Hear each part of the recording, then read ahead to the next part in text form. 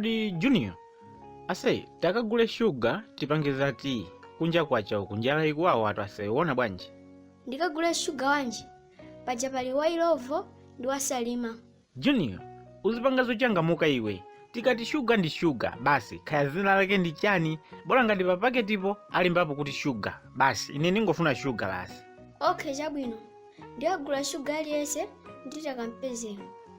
Ukagule sugar wina aliyese nde zimafunika tea wake akhale wankaka wamveti, nde ukagulako sonkaka. Ndamva, nde ukhale nkaka wanji atati paja pali nkaka wa nido kilimola. Junior, ine ndikuti mafunso ako ayi tikati nkaka ndi nkaka, khaya ndi nido kaya kilimola kaya ndi keligodi khaya alemba kuti chani ndilibe nazo ntchito, nkhani ndionera kuti ukagule nkaka bora ngati pa chitini kapena pa paketipo alemba milk basi kungogula zimenezozo osamafunsa mafunso ambiri Junior.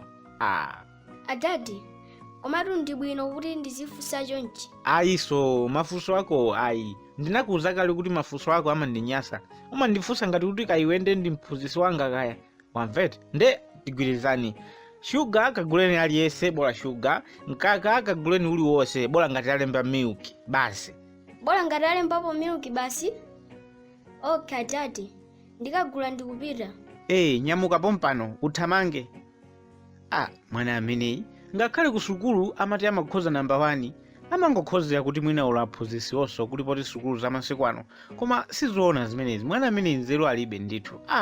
Mafunso ambirimbiri ngati kuti ndine student wake.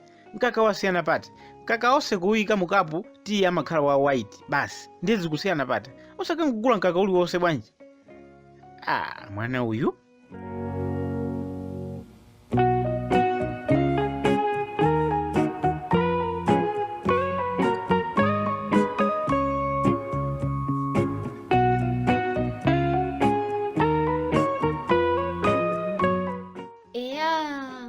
alemba kuti milk ndeta mmagulitsa nkaka.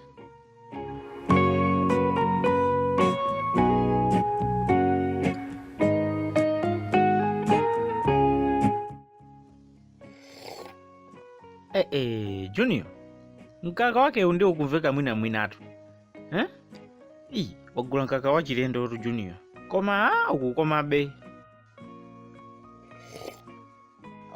Ndokoma imwe nonsewo ine sindimwati wa nkaka. Iwe nkakayi? Okay, no problem, ndimaliza usewu. Koma Junior, tisaname ayi nkaka ukumveka mwa chilendo, sikuti ukunyasa kapena ukutani, komabe kamwa mukumveka kuti ndi wa chilendo. Junior, nkaka umene wagula kutiko iweyo? Ndagula pa nyumba ina yake analemba kuti akugulitsa dog milk for puppies, nde paja munati ndigule china chilichonse bora ngati chalembedwa milk. Junior, iwe akati dog milk for puppies ndekuti ndi nkaka wopasa ana agalu. Anthu olemera amazikonda zimenezi, kumagulira agalu awo zokudya, kumagulira tiana ta agalu awo jeni nkaka, ndi nkaka wake ndi umeneyo. Junior, iwe kusonyeza kunena kuti wagula nkaka umenewu ndi uku ndimwesa papawu Junior. Adadi, analemba kuti milk iru, nde paja munati ndigule chilichonse cholembedwa kuti milk. No, Junior, dog milk for puppies, yes there is a word milk, but because of the word dog, at least you could sense that this milk is not for people. Junior, what have you done? Anyway guys, please, for the sake of the mistake that Junior has done, please like this video and subscribe to our channel, we beg you. Junior, ainendesi ndikukumvesesayi kundimwesa nkaka wa galu lile. Adadi, munati nkaka ndi nkaka mesa imwani basi bora mwathira sugar. Junior, lero ndiwapanga zinthu zonyasa zoti sunapangepo ayi. Junior, mpaka kundimwesa nkaka wa galu, zona zimenezo. Adadi, ndinafunsa twine kuti ndikagule nkaka wanji, inu mwanena kuti uliwonse. Ndewolawa ndi ndani pamenewo? Iyi nde unafunsa, komabe umayenera kuganizenso nawe, mpaka kundimwesa dog milk for puppies. Junior, ineyo ndine papa ineyo.